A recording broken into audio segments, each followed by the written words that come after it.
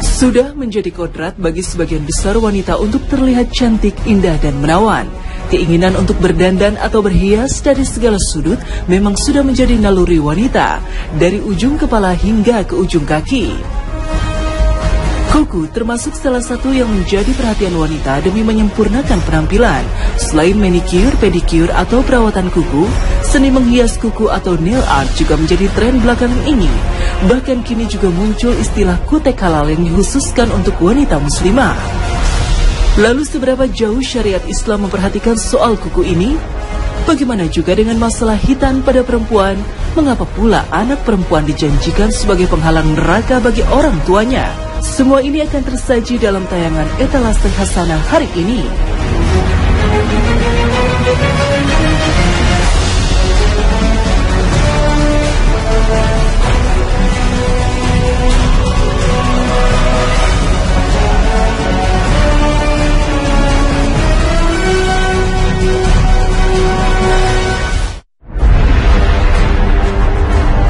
Assalamualaikum warahmatullahi wabarakatuh. Selamat pagi pemirsa Trans 7.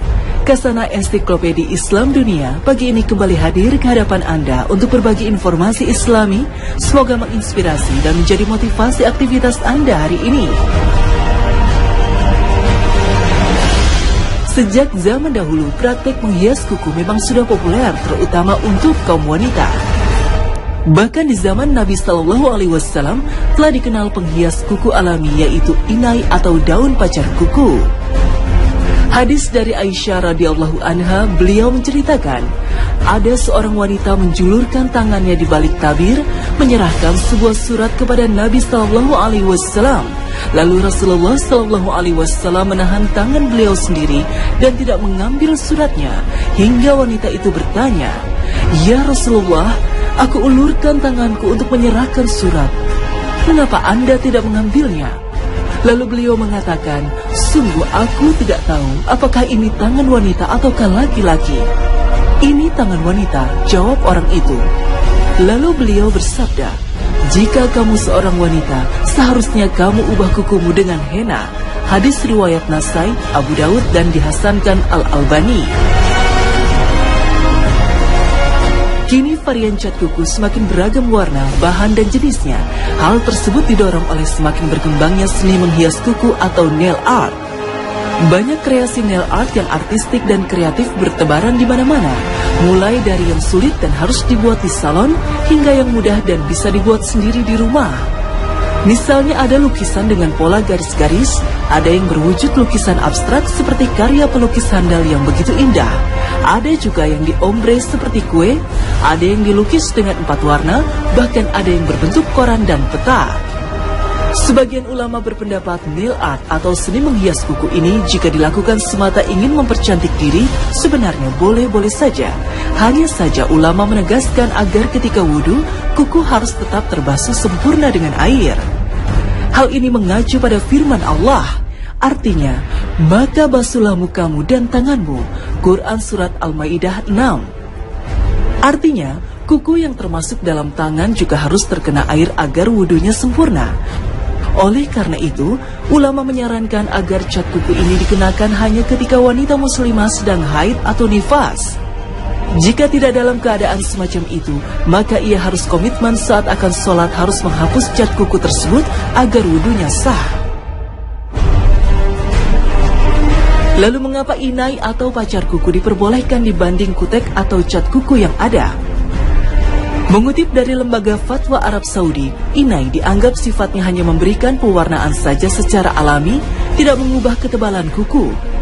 Sedangkan cat kuku itu memang berupa adonan yang sengaja ditempelkan di atas kuku, hingga sepertinya lapisan inilah yang mengklaim halal yang muncul belakangan ini. Dalam situsnya, produsen kuteks tersebut mengklaim produknya sebagai cat kuku yang wudhu friendly. Pilihan warna yang ditawarkan pun tidak kalah dibandingkan dengan kuteks pada umumnya. Dengan gembar-gembor publisitas halal tersebut, produk ini laris manis di pasar Timur Tengah dan kini mulai merambah Indonesia. Cat kuku ini disebut mengandung polimer spesial yang memungkinkan air dan oksigen menembus lapisannya, hingga diklaim wudhu wanita tetap sah meskipun menggunakan cat kuku tersebut. Beragam pendapat muncul akibat kemunculan cat kuku ini. Beberapa blogger muslimah membenarkan klaim halal dari cat kuku tersebut, namun ada juga dari mereka yang menganggap cat kuku tersebut menghalangi sahnya wudhu. Sampai saat ini belum ada ijtihad dari para ulama atau fatwa yang membahas secara khusus cat kuku yang diklaim halal tersebut, sehingga perlu kehati-hatian dari kita umat muslim ketika menggunakan produk tersebut. Hal yang tidak kalah penting lagi adalah sarana rias bagi wanita muslimah juga harus aman. Apa yang dikenakan selain suci tentu harus aman untuk kesehatan. Jika alat rias wanita, juga make up berikut peralatan kecantikan wanita, termasuk cat kuku ini berdampak buruk bagi kesehatan, maka hal tersebut tidak diperkenankan. Karena apa yang membahayakan dan berdampak buruk bagi diri sendiri dan orang lain atau mudaratnya lebih banyak daripada manfaatnya, maka haram untuk dipergunakan.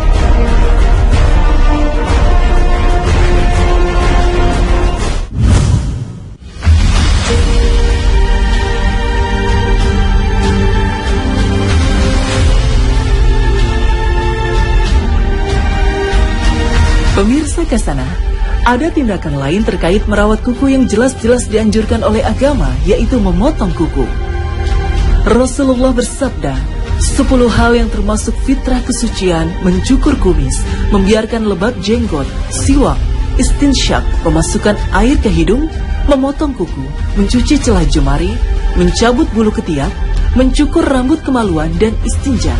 Zakaria berkata, Mus'ab berkata, saya lupa yang ke-10 kecuali berkumur. Hadis riwayat Muslim. Dari sisi medis, jelas memotong kuku lebih terkait dengan soal menjaga kebersihan dan kesehatan, di samping juga keindahan penampilan. Dalam memotong kuku, sebaiknya didahulukan yang sebelah kanan. Menukil Sulaiman Al-Jamal dalam kitab Hasyiatul Jamal, disunahkan juga mencuci ujung jari setelah memotong kuku. Hal ini dianjurkan karena ada pendapat yang menyatakan bahwa jika kita menggaruk dengan ujung jari sebelum dicuci akan memicu penyakit kusta. Waktu pemotongan kuku sebaiknya dilakukan pada hari Jumat sebelum berangkat menunaikan sholat Jumat, Kamis, atau Senin. Sedang soal tertib atau urutan dalam memotong kuku, menurut sebagian besar ulama tidak ada hadis sahih maupun hasan yang bisa dijadikan pegangan. Salah satu ulama yang menyatakan demikian adalah, kendati demikian, menurut Ibnu Hajar Al-Asqalani dalam kitab Fathul Bari, An-Nawawi menyatakan bahwa sunnah potong kuku tangan dimulai dari jari telunjuk kanan, tengah, manis, kelingking, baru kemudian jempol. Sedangkan untuk jari tangan kiri dimulai dari jari kelingking, manis, tengah, telunjuk, baru kemudian yang terakhir jempol. Untuk kuku kaki disunahkan dimulai dari jari kelingking kaki kanan, terus jari manis, tengah, telunjuk sampai jempol. Kemudian kaki sebelah kiri dimulai dari jempol terus berurutan sampai yang terakhir adalah jari kelingking. Namun Imam Nawawi pun dalam konteks ini tidak mencantumkan dasar atau dalil atas kesunahannya. Seorang muslim sangat dianjurkan untuk memotong kukunya kapan saja bila mana telah melewati ujung jari. Tidak ada pembatasan penentuan waktu dan hari tertentu untuk memotong kuku. Akan tetapi, kuku-kuku tersebut jangan dibiarkan tumbuh lebih dari 40 hari, karena hal itu dilarang sebagaimana dalam hadis Anas bin Malik radhiyallahu anhu, beliau berkata, ditetapkan bagi kami dalam memotong kumis, menggunting kuku, mencabut rambut ketiak, dan mencukur rambut kemaluan agar kami tidak membiarkan lebih dari 40 malam. Hadis riwayat Muslim. Makna hadis tersebut adalah tidak boleh meninggalkan perbuatan yang disebutkan melebihi 40 hari. Hikmahnya tentu saja untuk menjaga kesucian dan kebersihan, karena kadangkala dalam kuku tersebut tersimpan kotoran, dan juga untuk menghindari bentuk penyerupaan diri dengan hewan-hewan bercakar serta berkuku panjang. Lalu mengapa ada anggapan yang menyatakan bahwa memotong kuku bisa menyebabkan seseorang menjadi kaya? Hal ini didasarkan pada keterangan hadis riwayat Waqi dengan sanadnya dari Aisyah radhiyallahu anha. Dalam hadis tersebut dijelaskan mengenai anjuran urutan atau tertib pemotongan kuku, yaitu kuku jari kelingking, tengah, jempol, manis, baru kemudian jari telunjuk. Tertib pemotongan kuku yang demikian bisa menjadikan kaya. Waqi meriwayatkan dari Aisyah radhiyallahu anha bahwa Rasulullah SAW bersabda, Wahai Aisyah, jika engkau memotong kuku-kukumu, maka mulailah dari jari tengah, lalu jari kelingking, kemudian ibu jari, selanjutnya jari manis, dan terakhir jari telunjuk, karena yang demikian itu akan mewariskan kekayaan. Namun hal penting yang harus diperhatikan adalah bahwa untuk menjadi kaya tidak semata-mata dengan memotong kuku, tetapi ada yang jauh lebih mendasar dan penting lagi untuk menjadi kaya, yaitu bersikap jujur, bekerja keras diiringi berdoa.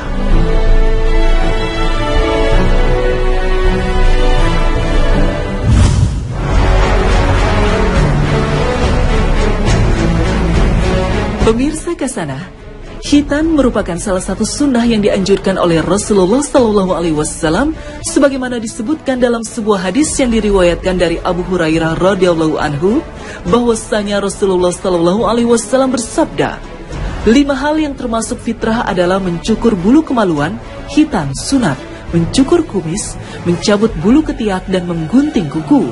Hadis riwayat jamaah. Khitan baik pada laki-laki maupun wanita adalah sesuatu yang disyariatkan di dalam Islam. Hal itu bisa dilihat penyebutan kata khitan baik pada laki-laki maupun wanita oleh Rasulullah SAW di dalam beberapa hadis, seperti yang diriwayatkan dari Aisyah bahwa Rasulullah SAW bersabda, apabila seseorang duduk di antara anggota tubuh perempuan yang 4, maksudnya di antara 2 tangan dan 2 kakinya, dan khitan laki-laki dengan khitan perempuan, maksudnya kemaluan laki-laki dimasukkan ke dalam kemaluan perempuan, maka wajib baginya mandi. Hadis riwayat Muslim. Juga di dalam sebuah hadis yang diriwayatkan oleh Ummu Atiyah Al-Ansyariyah, bahwa ada seorang wanita Madinah yang dikhitan, kemudian Nabi SAW mengatakan kepada pengkhitannya, janganlah kamu berlebihan dalam mengkhitannya, yakni memotongnya. Sesungguhnya hal itu akan menambah kelezatan bagi wanita dan akan disukai oleh suami. Hadis riwayat Abu Dawud. Khitan pada kaum laki-laki adalah memotong seluruh kulit yang menutupi kepala kemaluan. Sedangkan khitan pada kaum wanita adalah memotong sedikit saja kulit bagian atas yang muncul ke permukaan dari kemaluan. Namun, ada sebagian kelompok masyarakat muslim yang keliru dalam mengamalkan khitan pada kaum wanita ini, sehingga memunculkan tanggapan negatif dari masyarakat dunia. Di daerah Afrika misalnya, ada jenis khitan yang disebut dengan khitan Fir'aun. Dalam khitan ini, si pengkhitan akan memotong seluruh klitoris, juga sebagian bibir dalam kemaluan, dan sebagian besar bibir luar kemaluan. Itu berarti menghilangkan organ reproduksi bagian luar pada wanita yang berakibat memperburuk bentuk organ itu secara total. Tidak hanya dipotong, tetapi masih ada bagian lubang yang dijahit hingga mengakibatkan rasa sakit yang luar biasa bagi wanita saat malam pernikahan dan saat bersalin. Menukil dari Komite Fatwa Saudi Arabia, khitan dengan model tersebut tidak diperbolehkan karena mengandung mudarat yang sangat besar terhadap seorang wanita. Adapun khitan yang disyariatkan adalah dipotongnya sebagian kulit yang berada di atas tempat senggama. Itu pun dipotong sedikit, tidak seluruhnya. Hal ini berdasarkan sabda Nabi SAW kepada pengkhitan. Apabila kamu mengkhitan, potonglah sedikit saja dan jangan kamu habiskan. Hal itu lebih mencerahkan wajah dan lebih menyenangkan suami. Hadis riwayat Hakim Tabarani dan yang lain. Demikianlah khitan wanita yang sesuai aturan agama sejatinya sama dengan khitan bagi pria. Tidak ada kerugian sama sekali bagi yang bersangkutan. Bahkan wanita tersebut akan mendapatkan berbagai maslahat karena banyaknya hikmah yang terkandung. Di antaranya, di khitan akan menjadi lebih bersih dari kotoran, persis dengan hikmah khitan pada kaum pria. Bahkan, khitan akan sangat membantu wanita dalam berhubungan badan dengan suami. Dan hikmah yang paling utama adalah kita bisa melaksanakan tuntunan Nabi dan beribadah kepada Allah Subhanahu wa Ta'ala dengan cara melaksanakannya.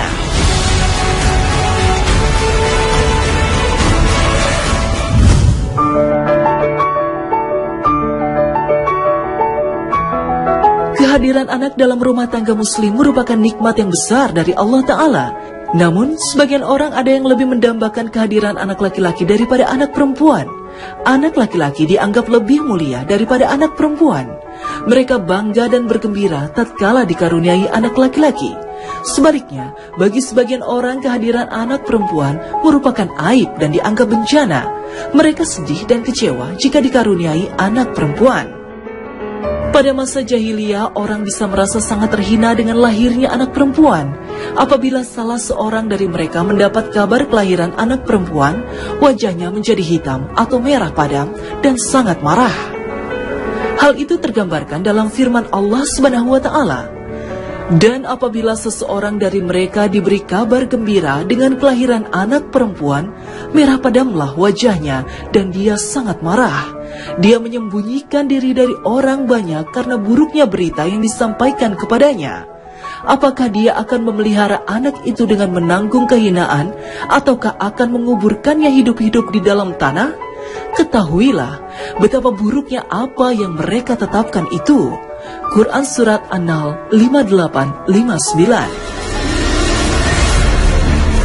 Mengubur anak perempuan tentu merupakan dosa besar dan tindakan yang sungguh-sungguh biadab. Kelak pada hari kiamat, anak-anak perempuan yang dikubur hidup-hidup itu akan ditanya atas dosa apa mereka dikubur hidup-hidup. Dan ketika anak perempuan yang dikubur hidup-hidup ditanya atas dosa apakah dia dibunuh. Quran Surat At-Takwir 8-9. Islam hadir dengan segala kesempurnaannya. Kehadiran anak perempuan ditegaskan oleh Islam adalah karunia dari Allah. Bahkan Islam secara khusus menjelaskan keutamaan anak perempuan dan ganjaran bagi orang tua yang memelihara dan mendidik anak-anak perempuan mereka. Rasulullah SAW bersabda, "Barang siapa diuji dengan anak-anak perempuan, kemudian dia berbuat baik kepada mereka, maka anak-anak perempuan tersebut akan menjadi penghalang dari siksa api neraka." Hadis riwayat Bukhari dan Muslim dari Aisyah radhiyallahu anha.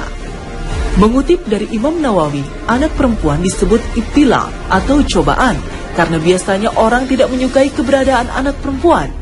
Allah Subhanahu wa Ta'ala juga telah menjanjikan surga bagi hambanya yang memperlakukan anak perempuannya dengan baik. Aisyah radhiyallahu anha pernah bertutur, "Seorang wanita miskin datang kepadaku membawa 2 anak perempuannya, maka aku memberinya 3 butir kurma. 3 butir kurma itu lalu diberikannya kepada kedua anaknya, masing-masing 1 butir.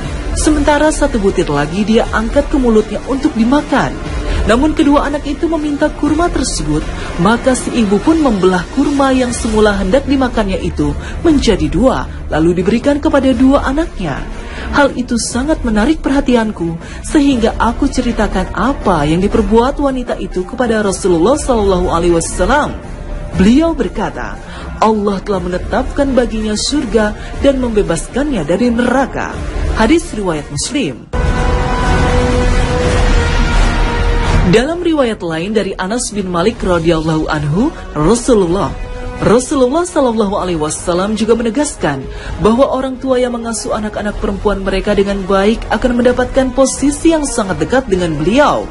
Beliau bersabda, "Barang siapa yang mencukupi kebutuhan 2 anak perempuan dan mendidiknya hingga mereka dewasa, maka pada hari kiamat nanti aku dan dia akan berada dalam keadaan seperti ini." Beliau mengatakannya sambil mengumpulkan jari jemarinya. Hadis riwayat Muslim. Imam Nawawi menjelaskan bahwa hadis-hadis ini menunjukkan keutamaan orang yang berbuat baik kepada anak-anak perempuannya, seperti memberikan nafkah dan bersabar terhadap mereka dalam segala urusannya. Masih berkenaan dengan keutamaan membesarkan dan mendidik anak perempuan, seorang sahabat Uqbah bin Amir radhiyallahu anhu pernah mendengar Rasulullah SAW bersabda, "Barang siapa yang memiliki 3 orang anak perempuan, lalu dia bersabar menghadapi mereka, memberi mereka makan, minum, dan pakaian dari hartanya, maka mereka menjadi penghalang baginya dari api neraka kelak pada hari kiamat." Hadis riwayat Bukhari dalam Al-Adab Al-Mufrad. Tidak hanya itu saja, dalam berbagai riwayat Rasulullah SAW juga menegaskan hal ini. Sahabat Jabir bin Abdullah radhiyallahu anhu pernah mengatakan bahwa Rasulullah SAW pernah bersabda, "Barang siapa yang memiliki 3 orang anak perempuan yang dia jaga, dia cukupi dan dia sayangi, maka dijamin baginya surga." Seseorang bertanya, "2 juga, wahai Rasulullah?" Beliau menjawab, "Dan 2 juga." Hadis riwayat Bukhari dalam Al-Adab Al-Mufrad. Serupa dengan ini, Abdullah bin Abbas radhiyallahu anhu meriwayatkan bahwa beliau SAW pernah bersabda, Seorang muslim yang memiliki 2 anak perempuan, lalu dia perlakukan dengan baik hingga tumbuh dewasa, maka mereka berdua akan memasukkannya ke dalam surga. Hadis riwayat Bukhari dalam Al-Adab Al-Mufrad. Maka berbahagialah Anda jika memiliki anak perempuan. Anda telah mendapatkan ladang amal yang teramat luar biasa dengan membesarkan anak perempuan. Curahan hati, pendidikan, asuhan, dan perhatian yang Anda berikan kepada setimpal. Inilah sebagian pemuliaan Islam terhadap anak perempuan. Tidak ada penyia-nyiaan, tidak ada perendahan dan penghinaan. Bahkan harus dicukupi, dilimpahi kasih sayang, dan diberi pendidikan yang baik agar kelak memberikan manfaat bagi kedua orang tuanya di negeri yang kekal abadi. Wallahu a'lam bishawab.